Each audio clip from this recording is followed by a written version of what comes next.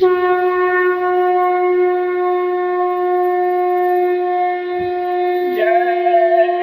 गुरुदेव, जय गुरुदेव। जो अंडा मांस खाएगा सीधे नरक में जाएगा। हाथ जोड़कर विनय हमारी, हो जाओ सब शाकाहारी। गुरुदेव। सारा शब्द अंतर बसे, पाऊं तेरा भेव। सुरत समाए शब्द में, परखूं जय गुरुदेव।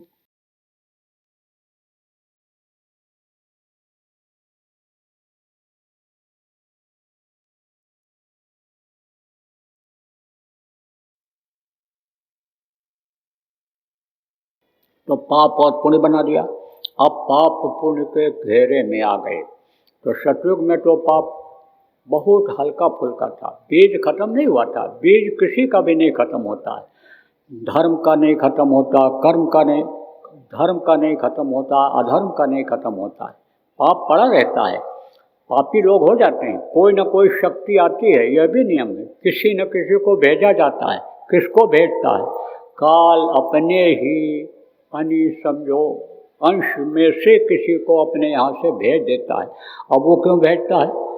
उसको क्या दर्द है? दर्द इस बात का है उसको कि हमारा राज्य न चला जाए, ये सब के सब नरक में ही न चले जाएं, वहीं पर नरक में ही न पड़े रह जाएं। तो ये इधर की व्यवस्था यानी जन्मने मरने की ये खत्म न हो जाए, पेड़ पौधे न खत्म हो जाएं, ये पशु पक्षी न खत्म हो जाएं। इसीलिए वो उनको भी भेजता रहता है, वो भी धर्म सिखाते रहते हैं। ये अवतारिक शक्तियाँ जितनी भी आई हैं, ये सब उसी स्थान से आई हैं। चाहे महावीर रहे हों, चाहे जैन धर्म, चाहे ये आपके जैन धर्म के चलाने वाले महावीर रहे हों, बौद्ध धर्म के चलाने वाले बौद्ध रहे हों, चाहे ये आपके परशुराम रहे हों, चाहे ये राम भगवान रहे हों, चाहे ये कृष्ण भगवान रहे हों, इनके अंदर दोनों धार इसीलिए रही। काल रूप तिन कर्म भ्राता, शुभ और अशुभ कर्म फलदाता। तो भेजता रहता है। तो वो धर्म की स्थापना करते हैं, धर्म लाते हैं। लेकिन कोई कहे कि हम धार्मिक बन करके ही जीवात्मा के लिए कुछ नहीं करेंगे, नहीं करा पाएंगे, नहीं नामदान दिला पाएंगे, नहीं हम नामदान लेके भजन करेंगे, शरीर के लिए ही करने लगेंगे, तो उससे क्या मिलेगा? पुण्य मिलेगा। और पूरे कर्म जब इकट्ठा होंगे तो कहाँ जाएंगे? आपके समझो स्वर्ग और वैकुंठ तक जाएंगे। ये देवता खुश होंगे, इनके जीवों की कोई रक्षा करेगा, इनका पालन पोषण में जो ये काम अंदर से करते हैं कोई बाहर से करेगा, तो ये देवता खुश होंगे। तो खुश होंगे तो कहाँ तक ले जाएंगे? कोई ध्यान लगाएगा तो वहीं तक ले जाएंगे जहाँ तक इनकी पहुँच है, अपने लोक तक। अब आपके सोचो कि जो ये देवी और देवता आपके समझो अपने पिता के लोक तक नहीं पहुंच पाते हैं, वहाँ कैसे जीव को पहुंचा पाएंगे? वहीं तक ले जाएंगे। और जब समय पूरा होगा तब पुण्य छेड़े मृत्यु लोक है, पुण्य छेड़ हो जाएगा तो इसी मृत्यु लोक में आना पड़ेगा। लेकिन संत जो होते हैं आदि और अंत का दोनों की उनको जानकारी होती है। संत जब आते हैं तब ये पाप और पुण्य दोनों नष्ट करने का उपाय बता देते हैं। पाप पुण्य जब दोनों नाश है तब पावे मम प्रवास है, तभी अपना घर अपना वतन अपने यानी पिता के पास पहुंचा जा सकता है। प्रेमियों, सतलोक जहाँ से जीवात्मा आई तभी ये वहाँ पहुँच जा सकती। तो पाप पुण्य के बारे में आपको बता रहा था, यह और बढ़ता चला गया। युग के प्रभाव से ये पाप बढ़ता चला गया और पाप कर्म ये कट नहीं पाए, लेकिन बहुत से काटा आप लोगों ने। अपने पिछले जन्मों के कर्मों को आपने काटा, तब यह मनुष्य शरीर मिला। कोटि जन्म जब भटका खाया तब यह नर तन दुर्लभ पाया। करोड़ों जन्मों तक, करोड़ों योनियों में जाने के बाद तब ये गाय बैल की योनि के बाद मनुष्य शरीर आपको मिला है। तो ये मिला किसकी वजह से मिला? पूरे कर्मों की वजह से मिला। पुण्य का जो पलड़ा है वो भारी हो गया, आप ये समझो। पाप का जो पलड़ा है वो ऊंचा हो गया, हल्का हो गया। लेकिन पाप ये कर्म गए नहीं, तो वो कर्म जो पिछले जन्म के, जिसको संचित कर्म कहते हैं, उसकी वजह से ही ये समझो कि मनुष्य योनि मिली है। कोई देखो बहुत ऐश आराम वाले घर में पैदा हुआ, जहाँ कोई चीज़ की कमी नहीं है। कुछ जो है मध्यम श्रेणी में आप पैदा हुए हो, कुछ गरीबी रेखा से नीचे वाले लोग भी पैदा हुए हो। वो नीचे वाले सबसे सुखी, जिसको कुछ न चाहिए सोई शहंशाह। लोग कहते हैं कि स्वर्ग और वैकुंठ से उतरने के बाद जीवात्माएँ कहाँ जाती हैं। बात सही कह रहे हैं। जो किताबों में लिखा है, ग्रंथों में लिखा है, महात्मा बोल करके गए, सत्य बोल करके गए, अगर वही बात लोगों को बताया जाए, उसी को समझ लिया जाए, तो एक भी गलत नहीं है। तो पूरी छेड़े मृत्युलोक में आते हैं। कहाँ जन्म लेते हैं? राजा महाराजा के यहाँ, सेठ साहूकारों के यहाँ, पंडित मुल्ला पुजारी मठ के मठाधीश बना दिए जाते, आश्रम के महंत बना दिए जाते हैं। अब वो इस चीज़ को भूल जाते हैं किसको, कि मनुष्य शरीर किस लिए मिला है। ऐश आराम के लिए, खाने पीने मौज मस्ती के लिए या भजन के लिए प्रभु को याद करना भी भूल जाते हैं। क्यों?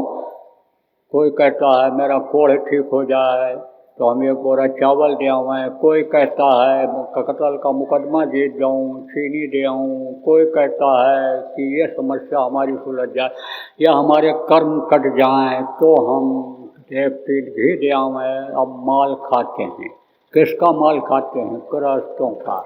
तो गृहस्थों के टुकड़े, 9 अंगुल के दांत, भजन करे सो उबरे, नहीं तो फाड़े हाथ। तो वो जो गृहस्थों का अन्न खाते हैं वो किसको उत्तेजित करता है? काम को, क्रोध को, लोभ को, मोह को और अहंकार को।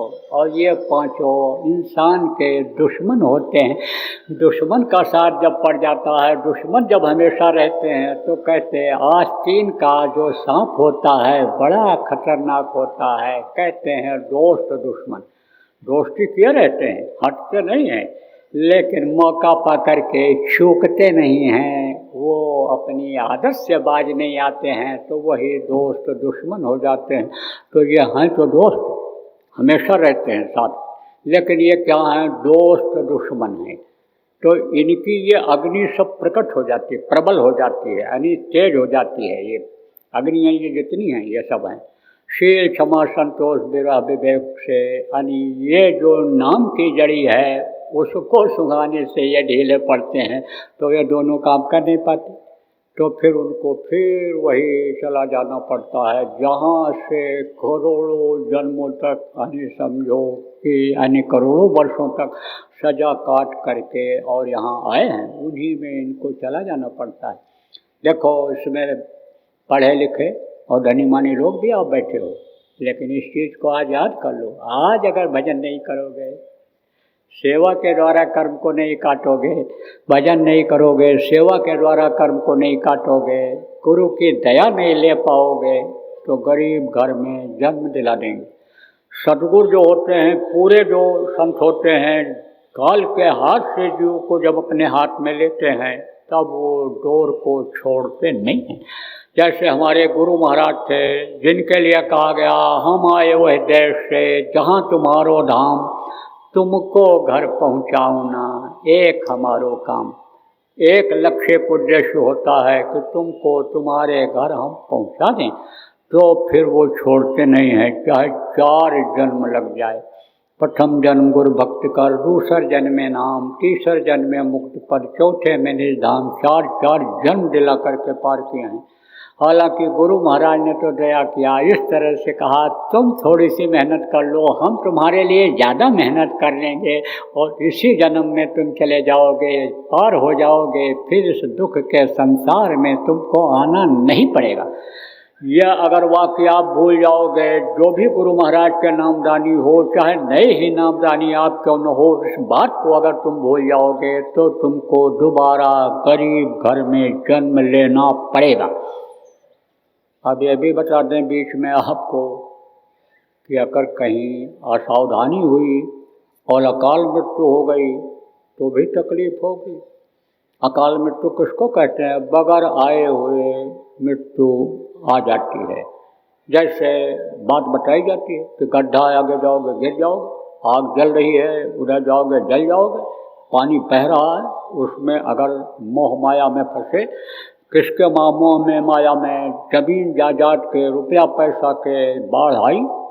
और ज्वलंत उदाहरण नाम बता सकता हूँ कि एक आदमी था, नौकरी से आया, लोगों ने कहा पानी बहुत ज़्यादा है, मत जाओ मत जाओ। हट्टा कट्टा पहलवान था, बोला कुछ नहीं होगा, हम तैर करके पहुंच जाएंगे। हमारे बच्चे निकल पाए कि नहीं निकल पाए, हो गया बीच में ही यानी समझो थक गया, बहुत तेज था और उसी में बह करके ख़त्म हो गया, मर गया।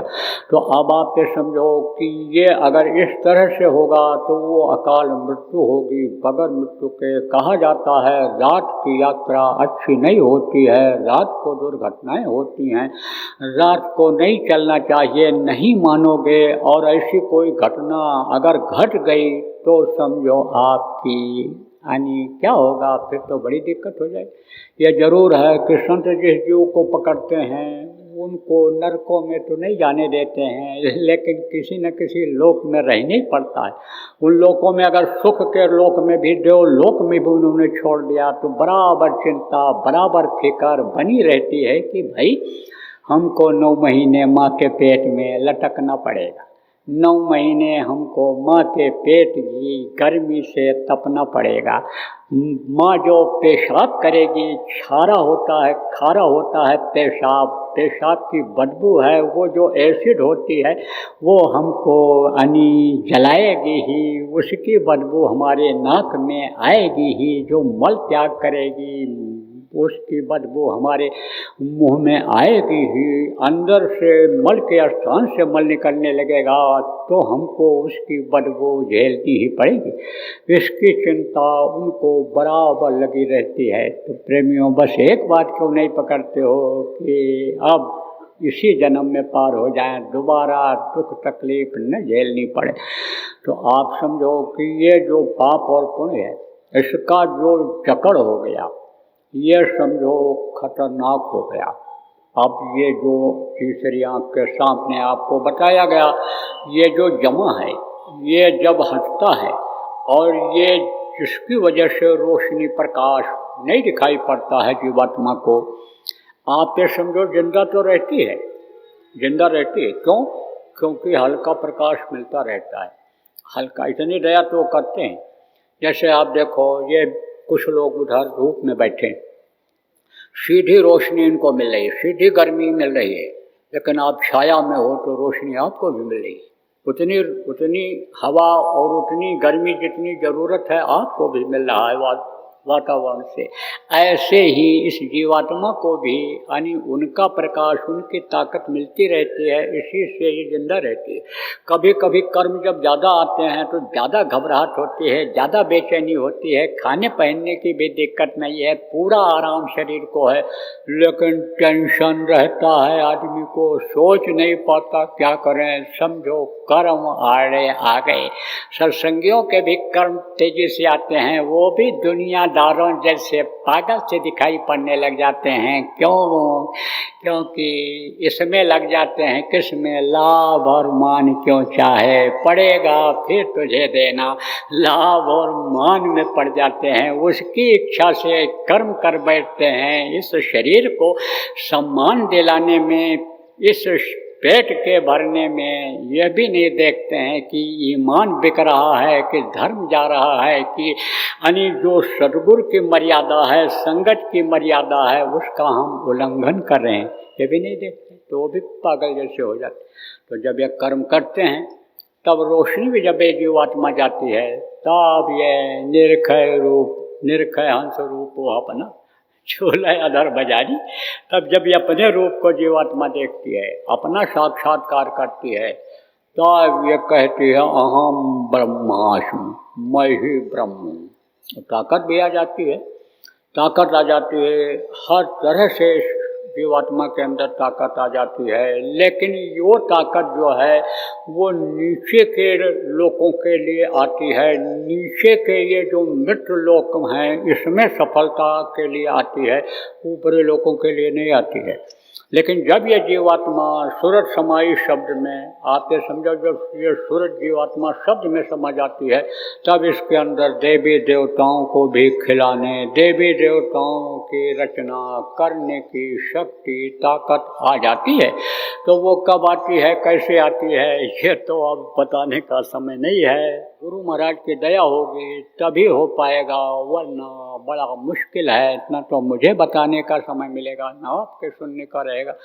लेकिन दया होगी, अगर इच्छा बनाए रखोगे, यहाँ नहीं और जगहों पर बराबर सत्संग होते रहते हैं, जहाँ पर कई दिनों का कार्यक्रम चलता है, वहाँ पर ये बहुत सारे विषयों की जानकारी हो जाती है।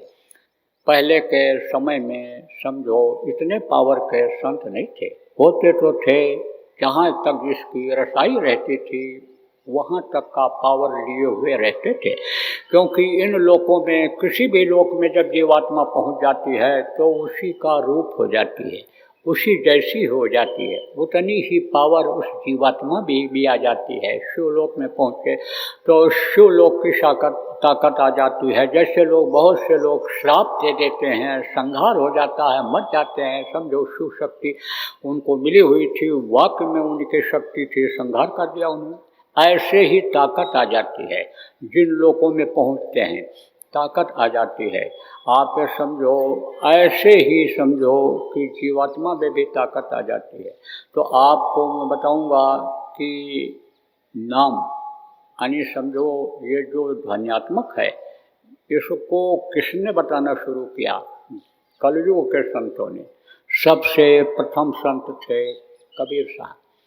आप ये समझो कलयुग में योगजित यानी हैं 16 सुतों में से, 16 शक्तियों में से आपके समझो सत्पुरुष के, जिसमें ये कबीर साहब थे। सबसे प्रथम संत कबीर साहब ही थे। देखो, संत जब आते हैं तो कुरीतियों को भी खत्म करते हैं, परेशानियों को भी दूर करते हैं, और फिर उसके बाद में तब वो सफाई करके अंतरात्मा को, तब उसमें अनमोल चीज़ ये रखते हैं जिसकी कीमत नहीं है। तो उस समय पर जब कबीर साहब आए थे तो एक दूसरे के जान के लाले पड़े हुए थे, यानी ये सब आपस में लड़ रहे थे, भेदभाव बहुत बढ़ गया था। तब उन्होंने फटकारा, किसको? हिंदू कहते थे हम मुसलमान की जान ले लेंगे तो मंदिर बन जाएगा, हमारा धर्म सुधर जाएगा। वो कहते थे कि हिंदू की जान ले लेंगे तो हम खुदा के प्यारे हो जाएंगे, जन्नत पहुंच जाएंगे। इस तरह की भावना थी। तो उन्होंने दोनों को समझाया, दोनों को फटकारा, कारे इन दो राह न पाई, हिंदू अपन करे हिंदुआई, कागर छुअन देई, वैश्या केरे पायन लोटे, ये देखो हिंदुआई, अरे इन दो राह न पाई। मुसलमान के पीर औलिया, मुर्गी मुर्गा खाई, खाला केरी बेटी ब्याहें, घर में करें सगाई, अरे इन दो राह न पाई। दोनों को फटकारा, दोनों को समझाया, दोनों को सही रास्ता बताया। ये जो अभी आपको नीचे चक्रों का भेदन बताया, ये जो अष्टांग योग, हठ योग, कुंडलिनियों का जगाना, प्राणायाम करना, ये सब उन्होंने खत्म किया और कहा कि भाई जब 10,000 वर्ष की तपस्या में, 1000 वर्ष की तपस्या में जीव पार नहीं हो पाया तो 100 वर्ष की उम्र में तुम कैसे पार हो सकते हो? इसलिए आँखी मध्य पाँखी चमके, और पाँखी मध्य द्वारा, और ते द्वारे दूरबीन लगावे, उतरे भवजल पारा। उन्होंने आँखों के बीच से जो ये रास्ता गया हुआ है, वो सुराख जिससे जीवात्मा माँ के पेट में, पिंड में 5 महीने के बाद डाली गई, उसको खोलने का और उससे इसको निकाल करके ऊपर पहुँचाने का रास्ता ये बताना शुरू किया। तो सबसे प्रथम संत वही थे कबीर साहब। सूरत किसको कहते हैं? कल आपको बताया था, ऊपर से जब उतरी सूरत थी, जब ये सहस्त्रदल कमल में पहुंची, तब ये तो ये जीव हुई, और जब ये इस पंच भौतिक पिंजरे में 4 शरीर के अंदर में ये सबसे मोटे चौथे शरीर में जब बंद की गई स्थूल शरीर में, तो ये जीव हो गई।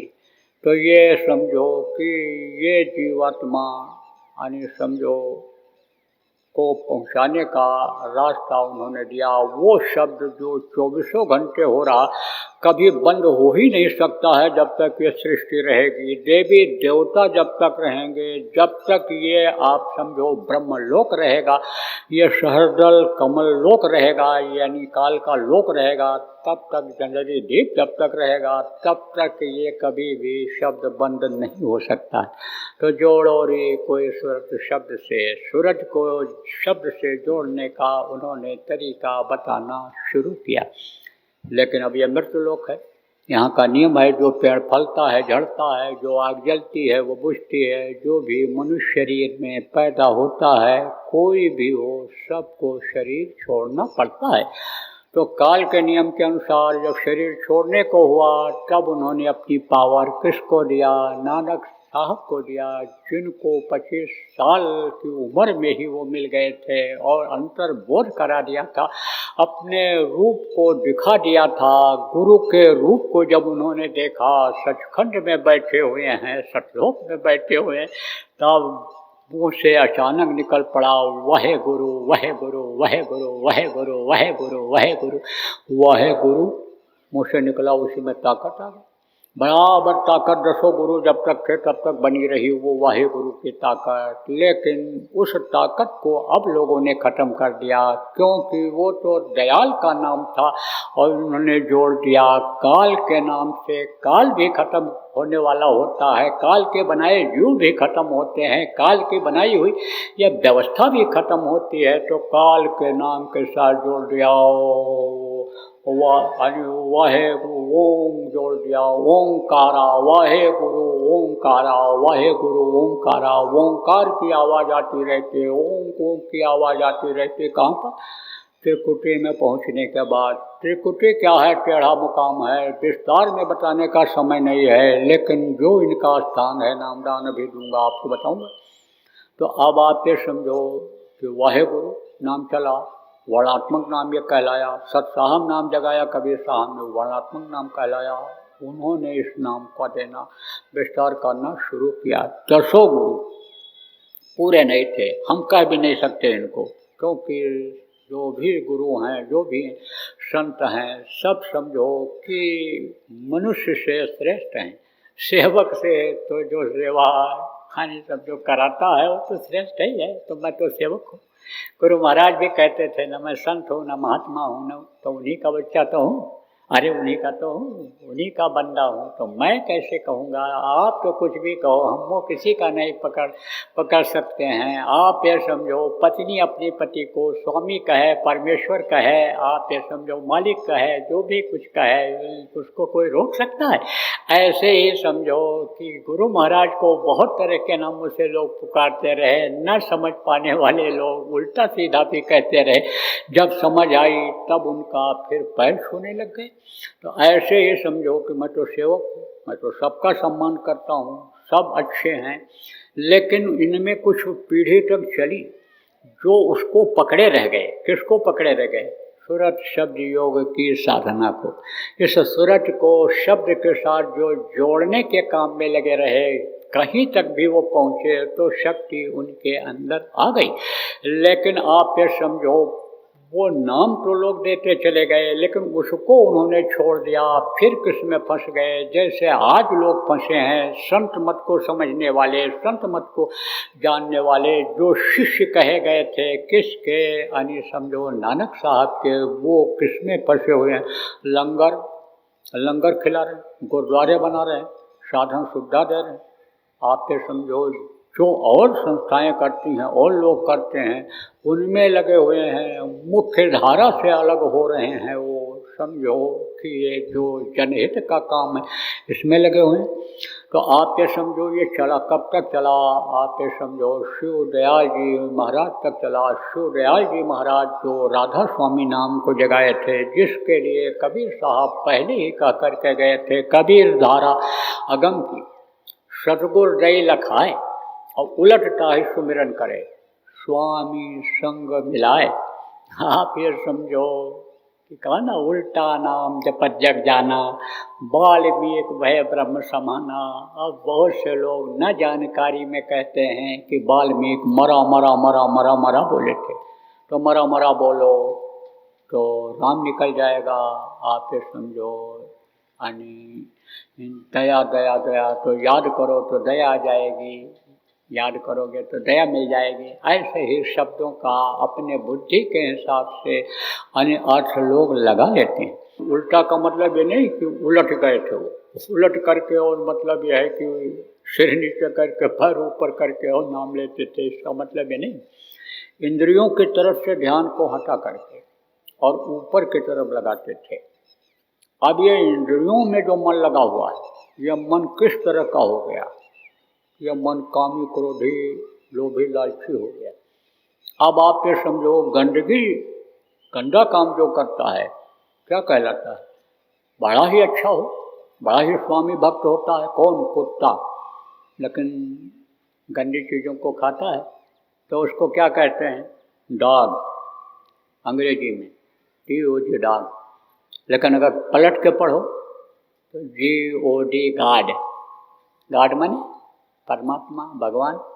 ऐसे ही गंदे काम में तो मन लगा है, लेकिन इधर से इसको हटा दिया जाए और ऊपर की तरफ अगर कर दिया जाए तो इधर से जब ध्यान इसका हट जाएगा, सोई जाने ते देव जनाई, जानत तुम्हें तुम्हें हो जाई।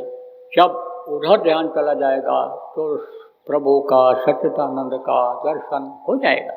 जो आनंद से भरे हुए हैं, आनंद के भंडार तो यहीं से शुरू हो जाते हैं। कहाँ से? ये आप समझो, सूरज के निकलने से ही, इस पिंड के निकलने से ही आनंद का भंडार मिलने लग जाता है। तो आप ये समझो कि वाल्मीकि भय ब्रह्म समाना, उल्टा नाम। लेकिन ये नाम उन्होंने नहीं जपा था। गुरु ने मोहि दीनी, गुरु ने यानी कहा, यानी समझो कि यानी नाम गुरु ने मोहि दीना, नाम जड़ी वस्तु अमोलक दी मेरे सदगुरु, कृपा कर अपनायो। आप ये समझो वो वस्तु अमोलक क्या है? गुरु ने जो नाम उनको दिया, कृपा कर अपनायो। आप ये समझो उन्होंने नाम जो दिया उसके लिए उन्होंने कहा तो वो नाम, तो उन्होंने जोड़ना इसको सिखाया। किसको? लोगों को सिखाया। राधा स्वामी, राधा किसको कहा गया? सूरज को, जीवात्मा को। स्वामी किसको कहा गया? उस मालिक को। राधा नाम सूरज का, स्वामी मालिक जान। तो समझो कि उससे जोड़ने का तरीका उन्होंने बताया। कुछ समय तक ये चला, आप समझो गरीब साहब ने यही बताया, कृष्णदयाल जी महाराज ने यानी यही बताया, गुरेलाल जी महाराज ने यही बताया, और हमारे गुरु महाराज ने भी यही बताया। तो ये चलता चला रहा। अब यह संतों की परंपरा रही है कि जब जाने लगते हैं तो किसी न किसी को वो अधिकार दे जाते हैं। इसीलिए कहा गया, गिरी बदरिया पाप की बरस गई अंगार, संत न होते जगत में जल मरता संसार। ये आध्यात्मिक संत रहते ही रहते हैं धरती पर। कुछ गुप्त होते हैं जो यहाँ की खबर वहाँ पहुँचाते हैं, वो अपनी जगह से ही बैठ करके संभाल करते रहते हैं, और जिसको आदेश होता है घूम घूम करके जाते हैं, बताते हैं, समझाते हैं।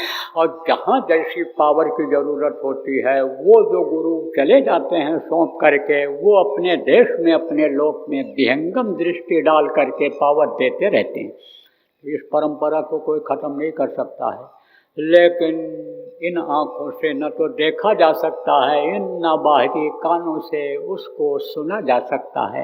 वो तो जब गुरु की दया होगी, सोई जान है ते देव जनाए। जब वो जिसको जनाना चाहेंगे वही जान सकता है। लेकिन अब ये अगर बताया नहीं जाएगा तो इच्छा कैसे जगेगी आपके अंदर? आपकी इच्छा तो बस वही कमाने खाने 99 के चक्कर में ही लगी रह जाएगी, और इसी में जीवन का ये अनमोल समय निकल जाएगा। दिन रात रूपी चूहे उम्र को ये काट करके ख़त्म कर देंगे। शरीर धड़ाम से गिर जाएगा, मिट्टी कह करके ले जा करके इसको लोग जला देंगे। तो अब आप ये समझो कि उन्होंने बताया तो ये परंपरा रही कि किसी न किसी को करके ही जाते हैं, और वो बताता है रास्ता। तो वो नाम आज आपको बताया जाएगा जिसके लिए गुरु महाराज नामदान देने के लिए कह करके गए थे। जब मौजूद थे जाने से 4-5 साल पहले ही बता के गए थे कि ये नामदान देंगे, पुरानों की संभाल करें। तो मुझे ना चीज़ को उन्होंने आदेश दिया, मैं आपको बताऊंगा, आदेश का पालन करूंगा। जहाँ भी जाता हूँ, देश में विदेश में, थोड़े लोग हों ज़्यादा लोग हों, सबको नामदान देता ही देता हूँ। आदेश का पालन करता हूँ, गुरु भक्ति करता हूँ। गुरु के आदेश का पालन गुरु भक्ति होती है। गुरु का आदेश चाहे रैन में हो, चाहे बैन में हो, चाहे सैन में हो, मान्य होना चाहिए। गुरु कैसा होना चाहिए?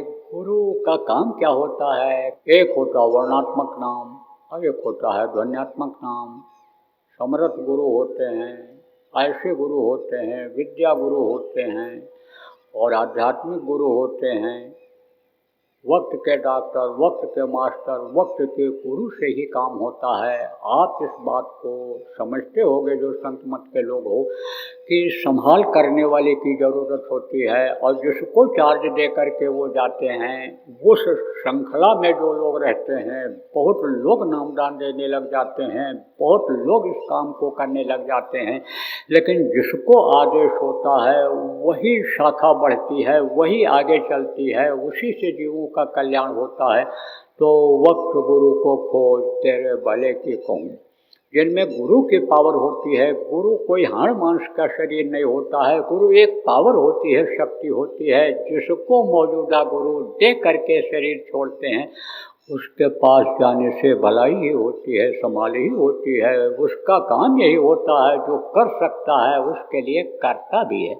लेकिन जो इसी बात पर संतुष्ट हो जाते हैं कि हमको नाम का भेद मिल गया, नाम दान देने वाले, शब्द योग की साधना करने वाले मिल गए, बता गए, लेकिन कोई ये कहे कि हमारे पिता का जिन्होंने इलाज किया था उन्हीं से हम इलाज करा करके अपने रोग को ठीक करेंगे, तो ठीक इसी तरह से होगा। जैसे पुराने संतों के जीव इस चीज़ को सोचते हैं कि हमको रास्ता मिल गया, गुरु हमारी संभाल करेंगे तो, लेकिन वो अप्रत्यक्ष रूप से करेंगे। आप घाट पर नहीं बैठोगे तो कैसे आपको दया देंगे? घाट पर बैठने के लिए प्रेरणा देने वाले, समझाने वाले, बताने वाले, कर्मों को जो क्रियमाण कर्म है उसको ढूंढने का तरीका बताने वाले को छोड़ करके जाते हैं। इनके पास जाओ, ये तुम्हारा लोक भी बनाने के लिए बताएंगे, परलोक भी बनाने में मदद करें, तो जाना पड़ता है।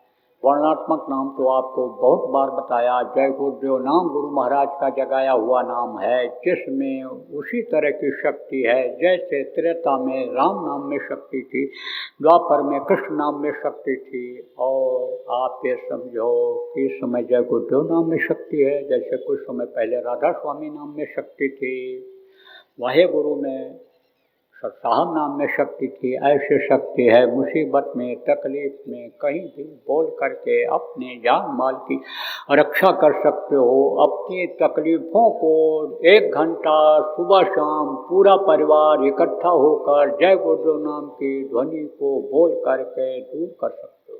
तकलीफ़ें इससे दूर होती हैं। बहुत से लोग मेरे कहने पर बोलने लग गए, बताएंगे आपको, इसी में मिल जाएंगे कि तकलीफ़ों में जो थी वो हर तरह की तकलीफ़ों में कमी आती हुई नज़र आ रही है। लगातार कुछ समय से जो कर रहे हैं उनकी बहुत कुछ तकलीफ़ें दूर भी हो गई। थोड़ी बहुत लगी हैं, थोड़ी बहुत तो रहेंगी। गुरु महाराज भी कहा करते थे कि नहीं रहेगी तो आओगे ही नहीं। जिनकी तकलीफ़ें खाने पहनने के लिए जो आए थे, ये हो जाए, वो हो जाए, वो हो जाए, सब हो गया, वो फंस गए। कहाँ फुर्सत है?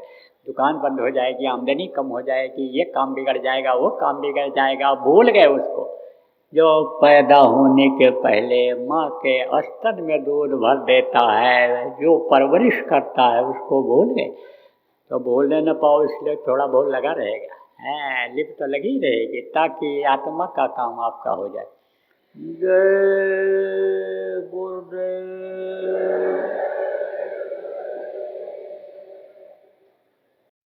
जय गुरुदेव।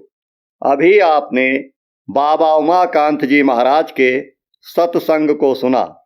बाबा जी अन्य किसी से चंदा न लेकर अपने प्रेमियों के सहयोग से देश विदेश में तमाम जनहित के काम करते हुए सभी तरह की तकलीफ़ों को दूर करने वह प्रभु के मिलने का उपाय बताते हैं। आप इस जीवन के इस बचे हुए समय में समय निकालकर बाबा जी से जरूर मिलिएगा। आपके सुझाव के लिए व्हाट्सएप नंबर 9575600700। जय गुरुदेव, जय गुरुदेव।